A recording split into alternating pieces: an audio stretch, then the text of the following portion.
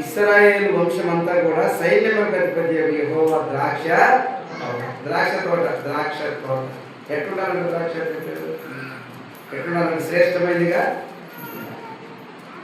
కదా, శ్రేష్టమైనదిగా ఉండాలని ఇక్కడ మనకు చూపించబడుతుంది. తర్వాత మాట యోధా మనసులు ఆయనకి ఇష్టమైన వనము. వనం అంటే తెలిసిన వనం అంటే ఏమంటారు? వనాన్ని దేనికంటారు? వనం అని ఆ చేలో ఉన్న పైర్లు గురించి అంటే చెట్ల గురించి వనం అంటారు. ఆ చెట్లు ఉంటాయి కదా, ఆ వనం అంటారు. యోధా మనసులు ఆయనకి ఇష్టమైన వనం.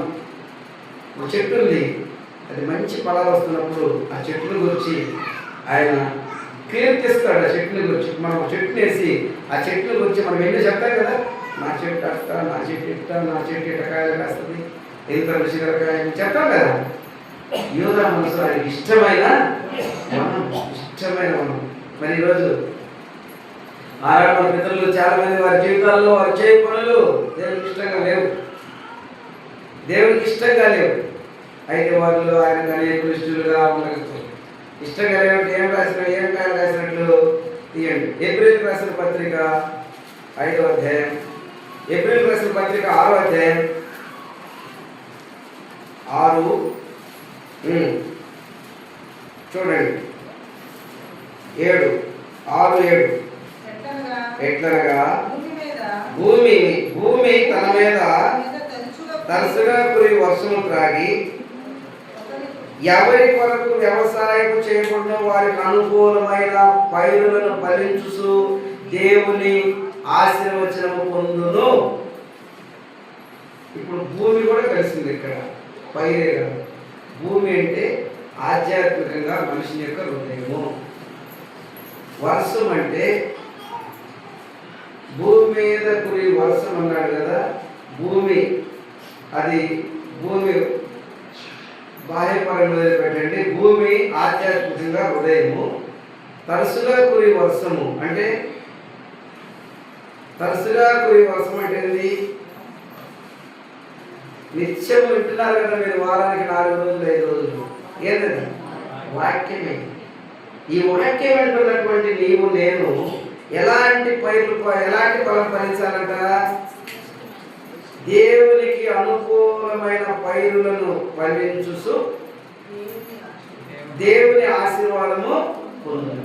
అనుకూలమైన పైరులను ఫలిస్తే, పంటలు పండితే, ఫలాలు ఫలిస్తే అనుకూలమైన. తర్వాత ఏమంటే తెలిసిన? అయితే ఇంకా చూడండి, అయితే ముళ్ళ తుప్పలు గచ్చతీగలు దాని మీద పెరిగిన ఎడల. ఏంటి ఆ ముళ్ళ తుప్పలు గచ్చతీగలు? మీరు చెప్పండి. ఇప్పుడు ముళ్ళ తుప్పలు గచ్చతీగలు ఏంటి? దాని మీద మంచి వాక్యమైన వర్షం తాగిన ఈ హృదయంలో నుంచి ఎలాంటి సంభాషణలు వస్తున్నాయి, ఎలాంటి నడవడికలు వస్తున్నాయి, ఎలాంటి కార్యాలు జరుగుతున్నాయి, ఏ విధంగా కొనసాగిస్తున్నారు, మీ సంభాషణలు ఎలా ఉన్నాయి? ఇదిగో ముళ్ళ తుప్పలు గచ్చతీగలా ఉన్నాయి. గచ్చతీగలు అంటే తెలిసిన అయ్యా ఆయన చెప్పాడు, వాళ్ళ అటు సైడ్ ఎక్కువ ఉంటాయి, ఆకు ముళ్ళు ఉంటుంది. కరెక్టే. ఆ ముళ్ళు కూడా ఎట్లుంటాయి తెలిసిన? నేను ఒకసారి చెప్పినట్టు గుర్తుంది కొంతమందికి. ఆ చెట్టులోనికి ఇట్ట మనము చెయ్యి పెట్టామనుకోండి, ఇంకా రావడం కష్టం. ఎందుకంటే ఆ ముళ్ళు ఎట్లుంటాయి కదా, ఇంకా రావడం కష్టం రాదు. చెయ్యి ఇంకా చుట్టూ ముళ్ళు తొలగిపోతాయి. ఈ దినాల్లో ఈ భ్రష్ట సంతానమైనటువంటి క్రియలేని విశ్వాసత ఏదైనా కొంచెం స్టార్ట్ అయిందనుకోండి, ఏమంటారు తెలిసిన? లేకపోయింది ఆ మీద పెట్టుకున్నారు మామూలుగా, ఆ మీద పెట్టుకుంటే చిన్న సంగతి అంటారు. చూడండి,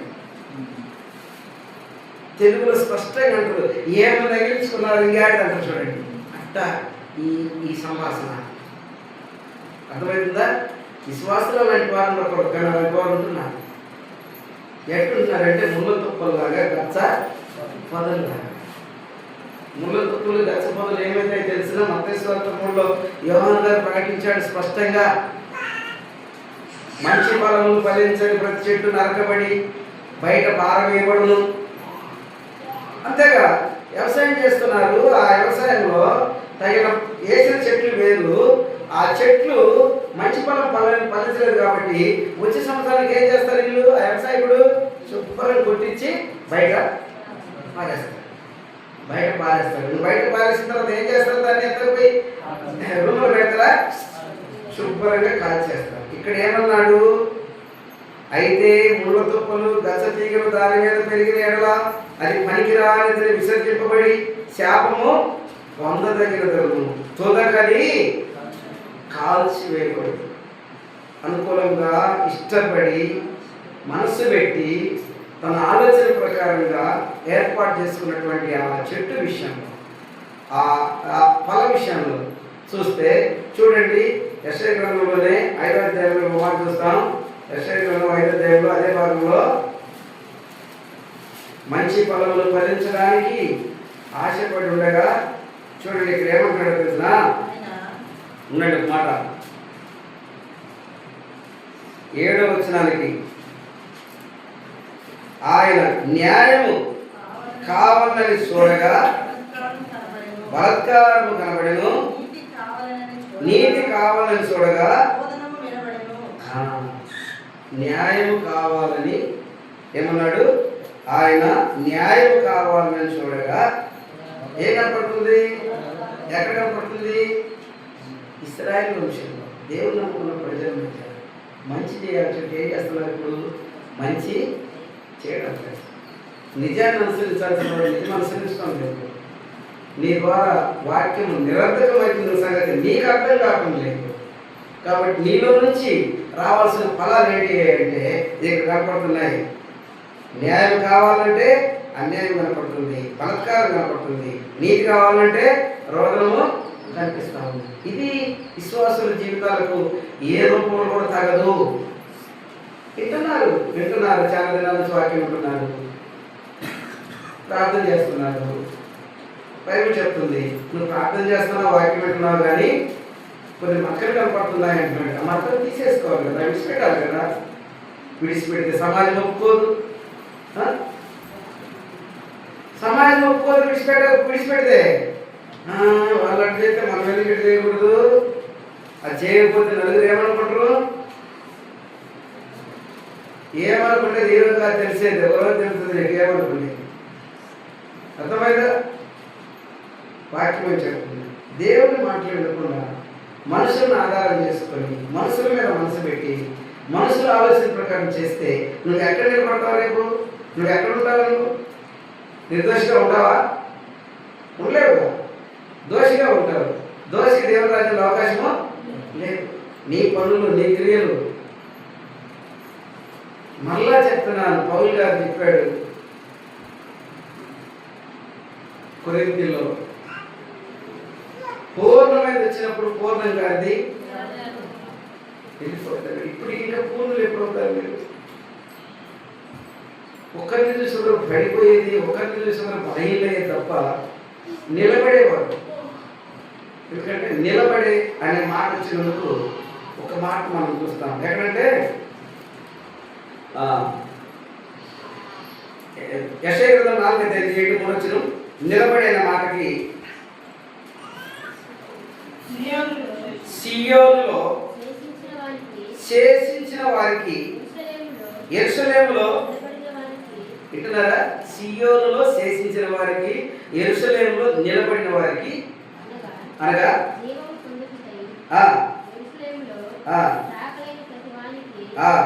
పరిశుద్ధుడని పేరు పెట్టబడును. ఎవరికి?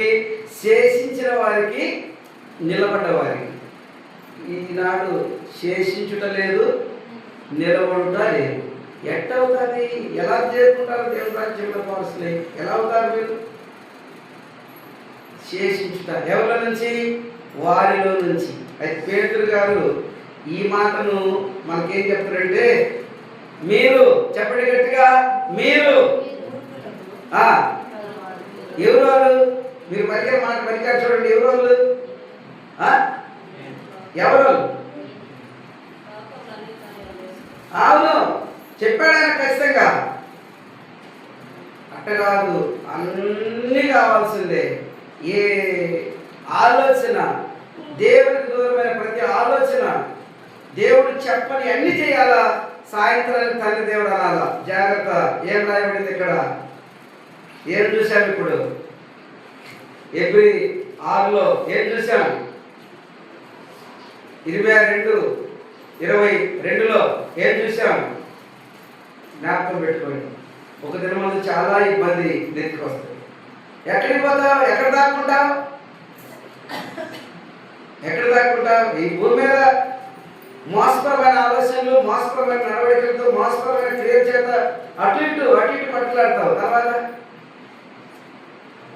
పాట ఉంది, ఆ దినం ఆదుకుండే నారులే. ఈరోజు సమాజం ఏమో ఉద్ధరిస్తుంది, ఆదుకుంటుంది నిన్ను.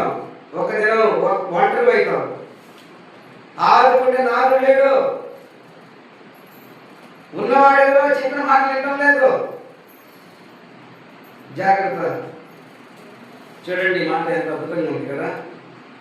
జీవం పొందుటకై యెరూషలేములో దాఖలైన ప్రతి వారికి పరిశుద్ధుడని పేరు. మరి ఉంటావా? పరిశుద్ధుల్లో ఏ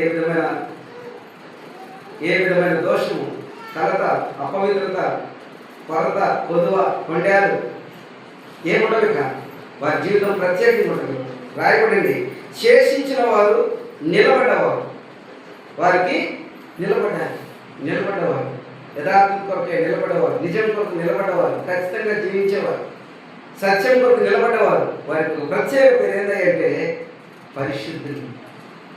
ఏదన్నా పరిశుద్ధుడని పేరు పెట్టారు. మతమాటికి పోతుంది. ఆ రోజు మతమాటికి ఎవరికి రాదు. అర్థమైందా?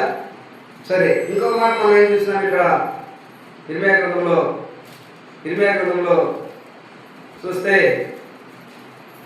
2వ అధ్యాయంలో మనం చూసిన మాట, ఇర్మియా గ్రంథం 2వ అధ్యాయంలో మనం చూసినటువంటి మాటను జాగ్రత్తగా దగ్గర పెట్టుకోండి. ఏం రాయబడింది? క్షారంతో కడుక్కుంటున్నారు, బాగా వాక్యం వింటున్నారు, వాక్యం పోనీయటం లేదు, వాక్యం చాలా వింటున్నారు. ఇక్కడే కాకుండా ఇంకా అక్కడ దేశమంతా టీవీలలో, ఫోన్లలో వాక్యం వింటా ఉన్నారు. ఇదొద్దని నేను అనలేదు, వాక్యము విన్నారు. చేస్తున్నది ఏంటి? వాక్యం విని ఎక్కడైనా వాక్య ప్రకారంగా చేయొద్దు, బైబిల్ ప్రకారం చేయొద్దు అని ఆపలేదుగా. వాక్యం వింటున్నాము, వాక్యం చెప్తున్నారు, వింటున్నాము. ఏం చేస్తున్నాం? వాక్యం విని ఏం చేస్తున్నాం? ఏం రాశాడు ఇక్కడ? దోషాలు మరకలు కనపడతా ఉన్నాయంటే, దోషాలు మరకల వల్లే కనపడుతున్నాయి. మరకలు కడిగేసుకోవాలా, మరకలు తీసేసుకోవాలా. ఈ మరకల నుండి, మరకలనే అపవిత్రత, మరకలనే దోషం, మరకలనే చెడు, మరకలనే చాలా అసహ్యకరమైనటువంటి కార్యాలు, ఇవన్నింటినీ తీసేసుకోకుండా రేపు నిర్దోషిగాను నిలబడలేవు, పరిశుద్ధిగాను నిలబడలేవు అన్న సంగతి గుర్తుపెట్టుకోవాలి. సరే, ఈ ద్రాక్ష చెట్టు గురించిన విషయాలు మనం యెషయా గ్రంథం 5లో చూసాం. ద్రాక్ష చెట్టు అంటే ఏందని కదా. ఆ ద్రాక్ష చెట్టు ఫలాలను గురించి హెబ్రీయులకు రాసిన పత్రికలో చూసాం. సరే, 1-2 మాటలు యోహాను సువార్త 15లో చూసి ఆ తర్వాత ముగింపులోకి వెళ్దాం. యోహాను సువార్త 15 అందరూ తీయండి. యోహాను సువార్త 15:1-2. నిజమైన ద్రాక్షావల్లిని, నా తండ్రి వ్యవసాయకుడు, నాలో ఫలింపని ప్రతి తీగను ఆయన తీసి పారవేయును. వింటున్నారా? ఇంకో మాట ఏమంటాడంటే, ఇంకో మాట మనం ముందుకు వస్తే, ఒక మాట ఏమో నాలో ఫలింపని ప్రతి తీగ ఆయన తీసి పారవేయును. ఫలించు ప్రతి తీగ మరి ఎక్కువగా ఫలించాలని. పనికిరాని తీగలను, ఏంటి పనికిరాని తీగలు?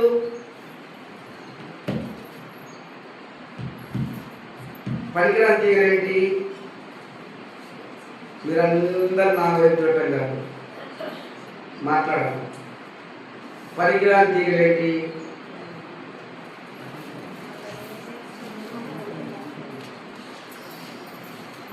పనికిరాని తీగలు ఏంటి? పనికిరాని తీగలు